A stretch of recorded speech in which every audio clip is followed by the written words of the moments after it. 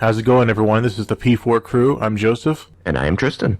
And we're here to give you some breaking news. And something big happened overnight, possibly maybe this afternoon. But Rooster Teeth was the subject of a hacking attack. Barbara Dunkelman posted a journal on roosterteeth.com this afternoon saying that they got hacked and that the hackers probably got a good look at people's usernames, emails, passwords, and that they are forcing everyone to reset their password. When you log in, you won't be able to. You'll have to reset your password. But if you are using the email address associated with your account with that username, which you shouldn't, but most of us do, with other websites, then you need to go and change the password there as well. People are saying, oh, well, if they got a good look at the email addresses and passwords, that must mean that the spreadsheets aren't decrypted. Which is very likely untrue. Encryption is a standard operating procedure, but also whenever there is a breach of security like this, it is standard operating procedure for all websites to encourage their users to change their passwords because it's possible that the information could have been decrypted and could be used maliciously, but it's not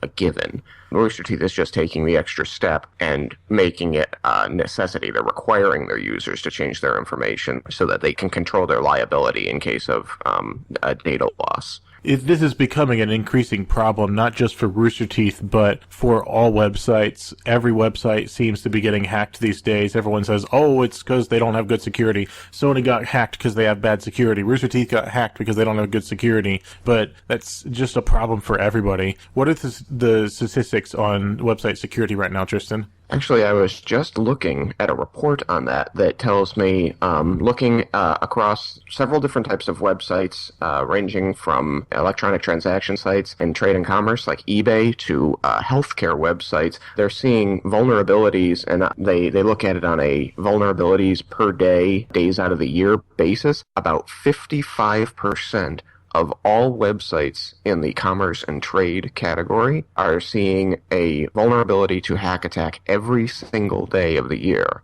and are never truly protected from outside hacking. 55% of all websites in the commerce and trade category are vulnerable every day because of lax security practices, and only 16% out of this entire category are considered to be rarely vulnerable, which actually still means they could be hacked by a known hacking type about 30 days out of the year. And that's considered to be very good security. So it's less a matter of, oh, they're bad security if they get hacked. It's more a matter of RNG almost, that people want to hack, they're gonna try and hack, and whether they succeed or not, they're still trying. They're always trying. So you've got half the websites in trade and commerce always vulnerable. I absolutely agree with you that it is like an RNG. The bigger your name, the more you're known as having a lot of users in your databases, the bigger target you are. And so as Rooster Teeth has been growing over the last several years,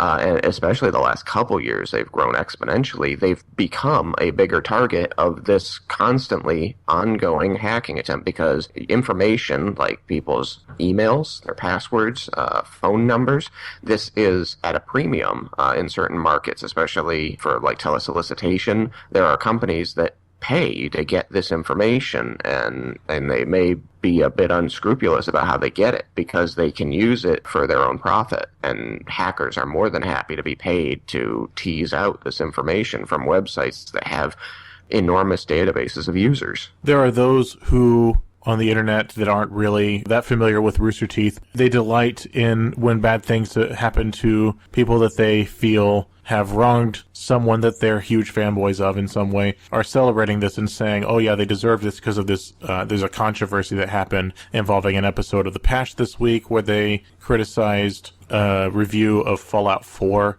and I'm not even going to validate it by saying exactly what happened or who the review was from or who is saying that it's connected, because frankly, Rooster Teeth needs to stop validating these kinds of things by actually acknowledging them, and they needed to get to business just making their content like they used to, 3 to 5 years ago, when they didn't care what people had to say about them. They just made the content that made them happy, and now, even though they are mainstream, they need to not validate the haters because it just makes them want more and more attention, and that's all I'm going to say about that. And if you're a Rooster Teeth fan and user and you feel like you need to defend the company against these random trolls on the internet who are trying to delight in the misfortunes of Rooster Teeth and its community.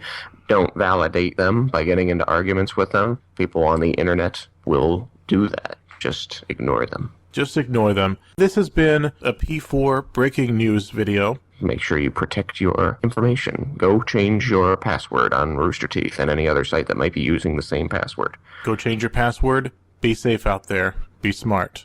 Thank you and have a good night.